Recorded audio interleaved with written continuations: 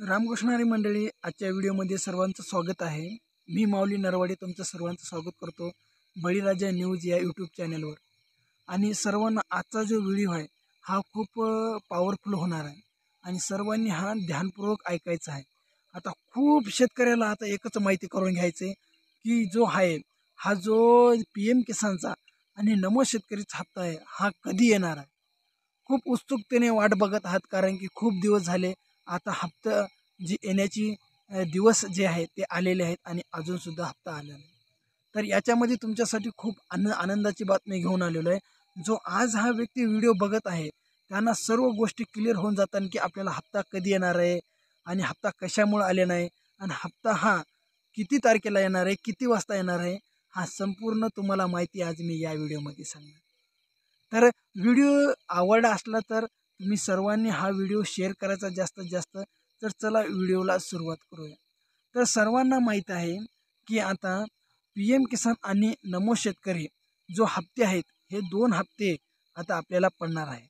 याच्यामध्येच आता एक गोंधळ आलेला आहे की लाडकी बहिणी, तर लाडक्या बहिणीचा हप्ता जो आहे तो आता 26 ते म्हणजेच 20 तारीख ते 26 तारीख या 6 दिवसाच्या मध्ये पडायला सुरुवात असतो। पण हा जो एका महिन्याच्या अंतराने असतो त्याच्यामुळे याला लवकरात लवकर प्राधान्य 26 तारखेचं दिलेलं आहे।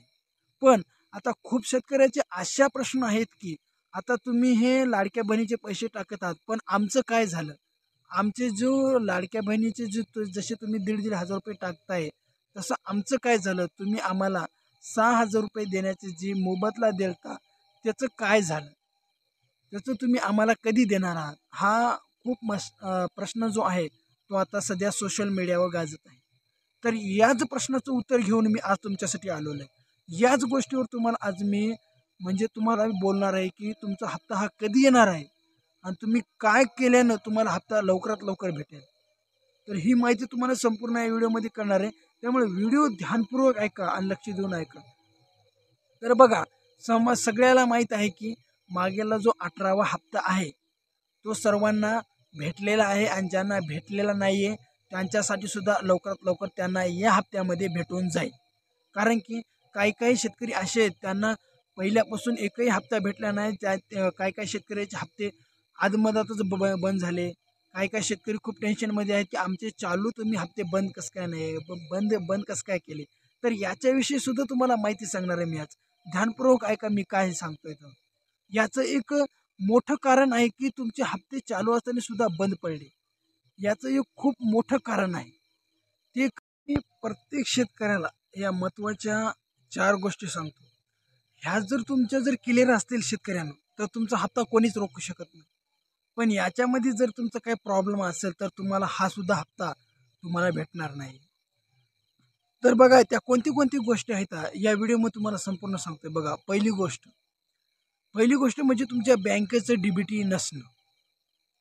आता तुमच्या बँकेचं जर DBT नसेल तर तुम्हाला पैसे कसे टाकणार? कारण की आता सरकारनं अशी योजना सुरू केलेली आहे की प्रत्येक सरकारी योजनेचे जे तुमच्या खात्यामध्ये पैसे येणार ते फक्त आणि फक्त DBTद्वारे येणार। पण काय शेतकऱ्याचं काय झालेलं आहे, DBTच नाही। आता DBT नसल्यामुळे तुमचे पैसे तुम्हाला भेटणार कसे?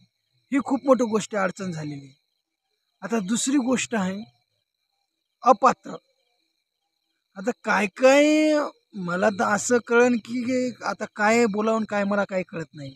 कारण की काही शेतकऱ्यांनी काय केलेलं आहे, आपली जमीन आपल्या लेकाच्या नावानं बक्षीस म्हणून देऊन टाकलेली, म्हणजे बक्षीस पत्र तयार करून देऊन टाकलेली किंवा इकत म्हणून देऊन टाकलेले, कारण की या योजनेचा जास्त फायदा उठवण्यासाठी।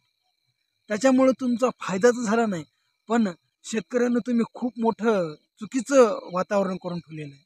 कारण की 2019च्या अगोदर ज्या नोंदी होत्या तिथूनच फक्त सध्या पैसे टाकायला सुरुवात आहे आणि तुम्हाला जे हप्ता भेटत होता ते सुद्धा तुम्ही दुसऱ्याच्या नावावर जमिनी करून टाकल्या। आता ते नवीन बक्षीस पत्र झाल्यामुळं ते तुम्हाला त्यांना आता या योजनेमध्ये लाभ भेटणार नाही। कारण की 2019चे ज्याची आधीची ज्यांनी PM किसान योजनेला लाभार्थी आहेत तेवढेच राहिलेले, अजून नवीन घेतलेले नाहीत आणि अजून त्याच्याविषयी काही अपडेट बी नाही। तर ही शेतकऱ्यांना खूप मोठी चूक केलेली आहे। असं नका करत जाऊ। जे तुमच्या नावावर आहे सध्या थोडी तरी तुमच्या नावावर राहिली पाहिजे, जेणेकरून तुम्हाला हप्ताही भेटला पाहिजे। या नादामध्ये तुम्ही आता तुमचा हा सुद्धा नुकसान करून घेतलेले आहे. आता तिसरी बाब म्हणजे KYC करणं. तुम्ही तुमच्या अकाउंटला डीबीटी जरी असली, तर तुम्हाला सर्वांना माहिती आहे की PM किसानची KYC करणे खूप गरजेचं आहे. तुमचा अंगठा लावणे म्हणजे तुम्ही खरे शेतकरी आहात. तुम्ही खरी तुमच्या नावावर शेती आहे, हे तुम्ही दाखवून देणे. हे खूप मोठं गरजेचं आहे. आजच्या काळामध्ये जर तुम्ही पाहिलं, हे जर तुम्ही आजच्या काळामध्ये जर केलं नाही, तर तुम्हाला एकही रुपया PM किसानचा भेटणार नाही, नमो शेतकरीचा भेटणार नाही. कारण की आता हे एक शासनानं जे एक जाळं बनवले आहे, ते सर्व जे जाळं आहे ते डीबीटीद्वारे बनवलेलं आहे. जर तुमच्या खात्यामध्ये डीबीटी नसेल, जर KYC नसेल, KYC नसणे म्हणजे तुमच्या आधार कार्डाला तुमचा मोबाईल नंबर न जोडलेला असणे किंवा तुमच्या जे PM किसान योजनेला आहे त्याला मोबाईल न जोडणे, त्याला आधार कार्ड न जोडणे. एकदा हे चेक करून घ्या मी जे सांगतोय.